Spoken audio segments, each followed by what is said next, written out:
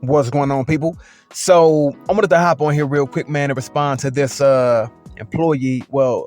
this customer having the word monkeys written on the top of his receipt at a Chick-fil-A. Now, I'm going to play the news clip, and then I'm going to play what Willie D said, and then I'm going to be back with my commentary. Yeah.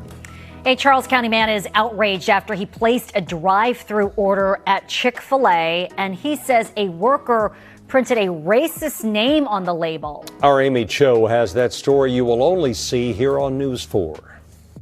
When Marquise Vanzago got his food from the La Plata Chick-fil-A drive-thru last Friday, he was shocked to see this printed on the label, the word monkeys instead of his name. It was devastating because it just set me back, years. As a black male, we've gone through a lot, and it just it's a constant reminder. Just when you think you're healing from a situation, someone opens that wound back up. Vanzago says he went inside to complain, and a manager and the store owner later apologized to him. Vanzago says the owner told him he wouldn't fire the employee involved because the employee was a minor and said he'd misheard the name. Vanzago says he placed the order face-to-face, not through a microphone, because the worker was standing outside in the drive-thru line. I think that it could have been handled a lot differently. I definitely think that the employee should have been terminated on the spot. It's unfortunate that he might end up losing his job, but that happens. He needs to learn from this. And Vanzago tells me he used to be a regular here at this Chick-fil-A, often coming several times a week. News 4 reached out to the company for a response. They sent a statement saying this Chick-fil-A is independently franchised and operated. The franchisee of this restaurant has apologized to the guest. However, this experience does not meet our expectations and is unacceptable. Vanzago says he's hired an attorney and he's considering filing a federal lawsuit against Chick-fil-A for discrimination. I won't be going back to that Chick-fil-A any longer. Racism is still alive. News 4 also called the La Plata Chick-fil-A. A worker who answered the phone said they had no further comment. Amy Cho, News 4. All right, now you all just heard the news clip. Now here's what Willie D had to say about that. I'll tell you what I suspect happened. He heard the name Marquise, and to him the first thing came to his mind was monkeys.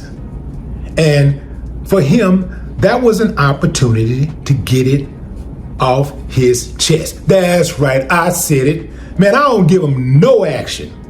I don't give him no room for error, no room for mistakes, because I know they know what they be doing.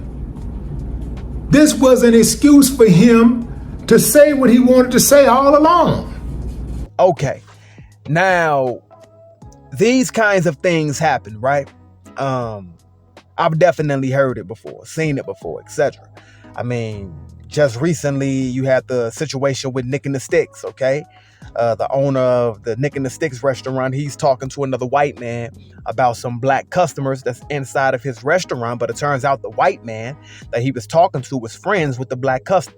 And the owner, while he's talking to the white man whom he did not know was friends with the black customers, he's calling the black customers the N-word and calling them all kind of racial terms, etc. So we know that these kinds of things happen, okay? They do happen. In this case, man, I'm going to give the employee the benefit of the doubt, man. Seriously.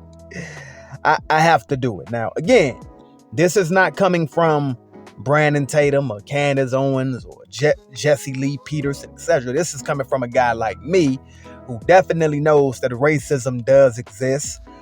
It happens. We see it quite often. It happens, okay?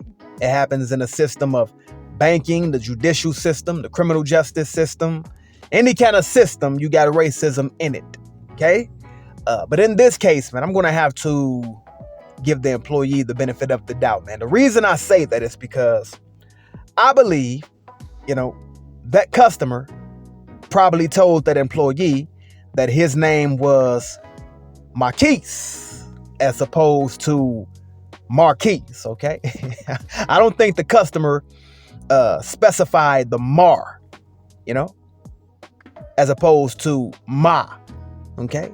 I mean, check it out. Listen, if you have an employee and they saying, what's the name for the order? Listen.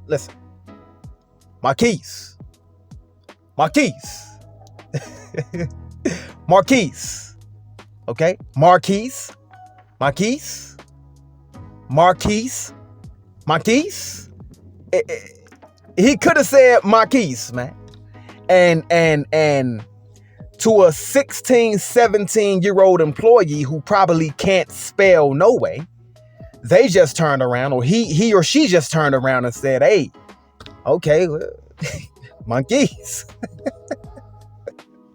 So I'm going to give the employee the benefit of the doubt, man, because the customer probably did not say his name was Marquise. He probably said his name was Marquise. Okay. What's the name for the order, sir? Marquise. Marquise. You know? And the customer like, well, Marquise, you know? So I don't know, man. I'm not going to say that this was racism just yet. Could have been, though. It could have been. See, I'm not the one to say, oh, there's no way. No, it could have very well been. But in this case, I'm not just going to dump the employee at the moment, man. I need to hear a little bit more about it, man. I need to see what's really going on, because there's a chance that this was not racism, man. You know, could have been just a miscommunication, you know, a mishearing of the name. Okay, so that's why I'm going to leave it at, man. Peace.